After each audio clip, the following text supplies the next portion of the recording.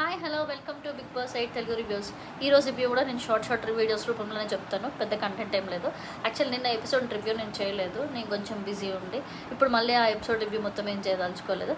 ఒకే ఒక పాయింట్ ఏంటంటే సోనియాది విష్ణుది ఏదైతే నామినేషన్ వచ్చిందో, విష్ణుప్రియ సోనియాని నామినేట్ చేసిందో, ఏదైతే తను అడల్టరీ అన్న గురించి వర్డ్ అయితే ఏదైతే తీసుకోలేదు దాని గురించి నామినేట్ చేసిందో సోనియా సరిగ్గా డిఫెండ్ చేసుకోలేదు.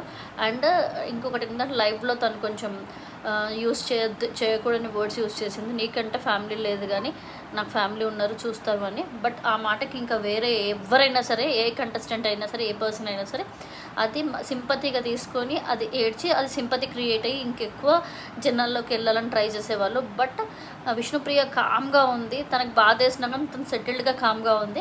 అలా ఉండడం కూడా విష్ణుప్రియకి చాలా ప్లస్ అయిందని అనుకుంటున్నాను. నిన్నటి ఓవరాల్ ఎపిసోడ్లో మాత్రం అది మాత్రం బాగా అనిపించింది.